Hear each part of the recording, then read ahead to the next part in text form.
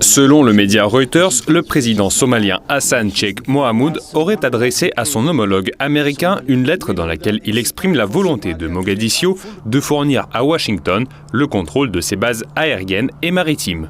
La Somalie est prête à offrir aux États-Unis le contrôle opérationnel exclusif des bases aériennes de Balidogle et de Berbera, ainsi que des ports de Berbera et de Bosaso. Ces installations stratégiquement positionnées offrent la possibilité de renforcer la présence américaine dans la région en garantissant un accès militaire et logistique ininterrompu, tout en empêchant des concurrents extérieurs de s'implanter dans ce corridor crucial. En outre, la Somalie s'engage à renforcer ses liens économiques avec les États-Unis par le biais d'accords économiques préférentiels, notamment en créant des zones de libre-échange.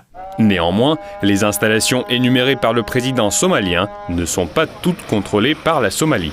Le port de Berbera est en réalité contrôlé par le Somaliland, qui en a fait sa capitale économique. On peut penser qu'en échange de cette proposition, Mogadiscio espère que Washington abandonnera ses plans de reconnaissance de l'autonomie du Somaliland. Donald Trump n'aurait, semble-t-il, pas abandonné son projet de déplacer les habitants de la bande de Gaza. Washington songerait en particulier à la République autoproclamée du Somaliland comme possible terre d'accueil pour les Palestiniens.